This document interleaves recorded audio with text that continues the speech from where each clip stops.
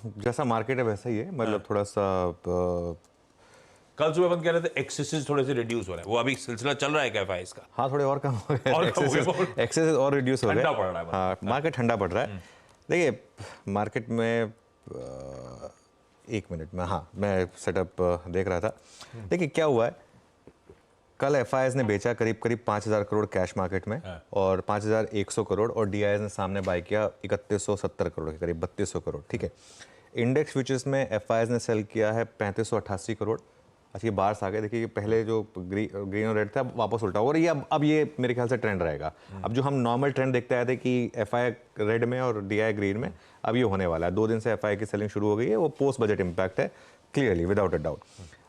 FIS ने index futures में बेचा करीब 3,588 करोड़ और स्टॉक फ्यूचर्स में बेचा करीब करीब 3,008 करोड़। इंडेक्स फ्यूचर्स में एक चीज़ बहुत क्लियर है, बार बार ये बात हो रही है, bank Nifty is the problem. कल भी बैंक निफ्टी में 4700 करोड़ की सेलिंग हुई है। आशीष निफ्टी में तो बाइंग हुई है कल, निफ्टी में कल 900 करोड़ की बाइंग है, और निफ्टी आप देखिए लोअर लेवल से शानदार रिकवरी दिखाई है कल निफ्टी ने फिर से। लेकिन बैंक निफ्टी में प्रॉब्लम है, 4700 करोड़ की सेलिंग हुई है। इंडेक्स फ्यूचर्स का ट्रेंड देखिए, बैंक इंडेक्स में अब लगातार सेलिंग हो रही है, और ये पोजीशन जो हल्की हो रही है वो हो रही है। लॉन्ग शॉट देखिए, कल 2900 लॉन्ग कटे और 40,000 शॉर्ट ऐड हुए। शॉर्ट कहाँ ऐड हो रहे हैं? बैंक निफ्टी में, सिंपल। और टेबल आएगी आपकी स्क्रीन पर। हम 81% लॉन्ग पर थे लास्ट हफ्ते जुलाई 16 को, अब हम आ गए हैं 68% लॉन्ग पर।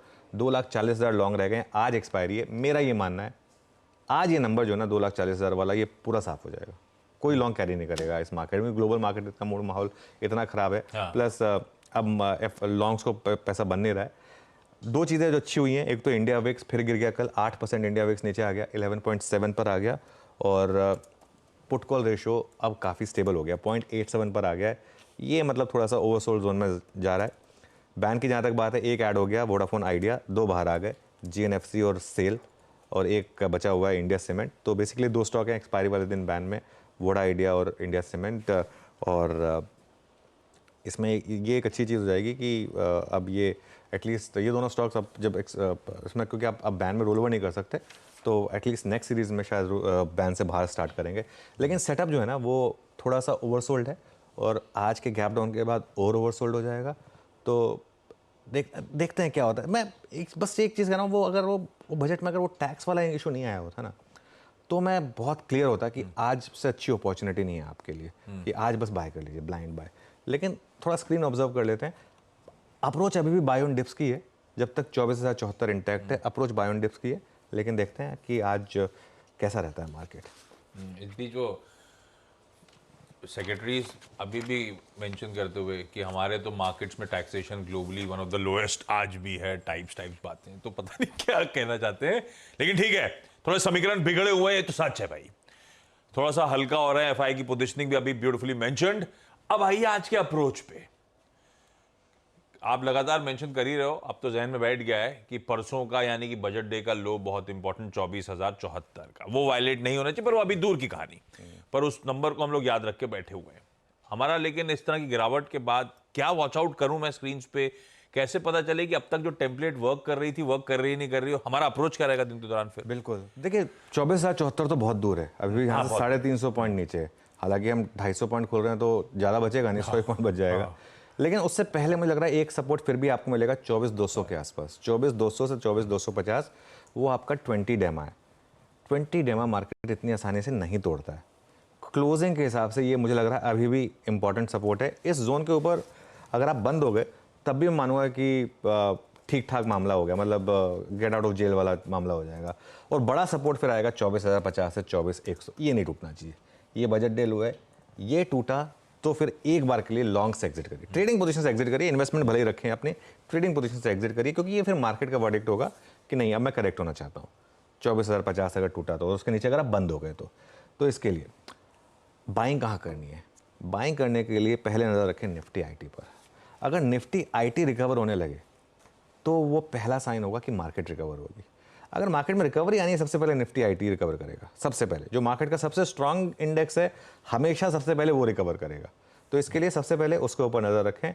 और अगर स्टेबिलिटी मिले, अब मैं आज लेवल नहीं मेंशन कर रहा हूँ, स्टेबिलिटी मिले तो बाय करें और फर्स्ट आवर लो का स्टॉप लॉस लगा दें। या डीएलओ का स्टॉप लॉस लगा दें, जहाँ पर भी वो लेवल पेस्ट होगा। अब मैं पिन पॉइंट नहीं कर सकता कि हम 24,200 पर बॉटम करेंगे या 24,150 पर या 24,100 पर, लेकिन जो भी वो लेवल होगा वो एक लेवल होगा जहाँ पर मुझे लग रहा है कि आपको एक लॉन्ग ट्रेड लेने की कोशिश करनी चाहिए। 250 पॉइंट के गैप डाउन के बाद शॉर्ट नहीं बनता मार्केट में। बहुत लोग हैं जो ये सोच रहे हैं कि 250 पॉइंट के गैप डाउन के बाद अगर मार्केट 24,074 टेस्ट करेगा उसके लिए एक बार शॉर्ट कर लें, हो सकता है वो ट्रेड चल जाए, लेकिन तर्कसंगत नहीं है वो ट्रेड। वो ट्रेड तब ओपन होगी जब पहली रिकवरी फेल होने लगे। नॉर्मली ना हमारी मार्केट में जब इस तरीके के गैप डाउन होते हैं एक सेकंड डिप आती है। अगर फर्स्ट रिकवरी फेल होने लगे और वो सेकंड डिप आपको दिखने लगे ना, अगर तब शॉर्टिंग के ट्राई करें, उससे पहले नहीं। और शॉर्ट ट्रेड में डे हाई का स्टॉप लॉस रखें अगर आपको करना ही है तो, लेकिन 250 पॉइंट गैप डाउन पे शॉर्ट मत करें क्योंकि उसमें फंसने का रिस्क रहेगा। खुलने के बाद रखें आईटी इंडेक्स पे नजर। एक्यूमुलेशन शुरू हो रहा है, तेजी की शुरुआत हो रही है, तूल पकड़ रही है, मार्केट्स में स्टेबिलिटी लौट रही है नहीं लौट रही है, सबसे इंपॉर्टेंट। और अगर लौट रही है, आईटी में बाइंग आनी शुरू हो गई है, तो पहले आर के लोज जो हैं मार्केट्स के वो आपका एसएल है, तेजी करने का मन होगा। खैर वो पहले आर के लिए गाइड करने के लिए तो होंगे स्क्रीन पे, तब उस समय कुछ भी दिख रहे होंगे समीकरण इस तरह के, लपक लिया जाएगा। निफ्टी बैंक आज तो खैर मंथली सबकी है। निफ्टी बैंक, हाँ ये बात सही है, ये ध्यान रखिएगा, अब होती है वेडनेसडे को और लास्ट वेडनेसडे 31 तारीख को पड़ रहा है, तो इसीलिए समीकरण सब बिगड़ गए। निफ्टी बैंक कैसा पॉइज्ड? देखिए निफ्टी बैंक पर मेरा एक स्टैंडर्ड आंसर है और आई थिंक आप उस टेप को प्ले कर सकते हैं पिछले 6 साल। अब तो याद भी हो गया, और कल एफआई की पोजीशनिंग वैसी दिख रही थी। एग्जैक्टली क्यों फंसना है? देखिए वैसे तो खैर निफ्टी बैंक में पोजिशनल शॉर्ट रहा है, लेकिन वो क्योंकि ओवरऑल मार्केट पॉजिटिव तो उसमें एक सेक्टर को सिर्फ नेगेटिव रखने का मन नहीं करता, इसके लिए मेरा एक व्यू बहुत क्लियर रहा है, निफ्टी बैंक को अवॉइड करें। 10 दिन से निफ्टी बैंक से दूर रहने की मैं सलाह दे रहा हूँ, और ज़बरदस्ती के लेवल मेंशन करने का कोई मतलब नहीं है क्योंकि सपोर्ट है नहीं। ठीक है, यहाँ पर 50,940 अगला सपोर्ट है। क्या है 50,940? यहाँ पर 50,940 है यहाँ पर आपका 50 डेमा। ठीक है, तो 50 डेमा ये प्रोड्यूसर साहब थोड़ा आजकल मिस कर देते हैं इंपॉर्टेंट चीज़ों को। क्यों है 50,940 से इंपॉर्टेंट सपोर्ट, वो मेंशन करना चाहिए था। 50 डेमा है 50,940, क्योंकि 20 डेमा हमारा ब्रेक हो गया था कल और उसके नीचे बंद हुए थे, तो 5940 जो आपका 50 डेमा है वो अब बड़ा सपोर्ट है। और यहाँ पर फिर अगला सपोर्ट आएगा अगर 5940 टूटा तो फिर सीधा 50,000 पर, जहाँ आपका 100 एक्सपोनेंशियल मूविंग एवरेज प्लेस है, तो ये नेक्स्ट मेजर सपोर्ट हो जाएगा अगर 5940 ये निकल गया तो, जो कि आपका 50 डे एक्सपोनेंशियल मूविंग एवरेज है। जब तक प्राइवेट बैंक स्टेबल नहीं होंगे तब तक मार्केट में रैली करना बहुत टफ है।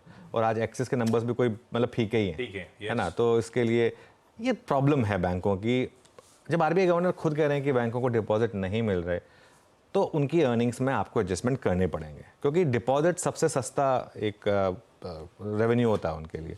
अब वो नहीं मिल रहा है उनको, लेंडिंग रेट आप बढ़ा नहीं पा रहे हैं, तो क्या कर सकते हैं आप? फिर वो मार्जिन पर प्रेशर आएगा ऑब्वियसली, तो वही हो रहा है। तो इसके लिए हालांकि कितना प्राइस है ये भी नहीं जानता मैं एक्सिस के बारे में, वो जब हम बिग स्टॉक्स डिस्कस करेंगे तो बात करेंगे, लेकिन फिर भी थोड़ा सा तो प्रेशर रहेगा बैंक निफ्टी पर इसकी वजह से।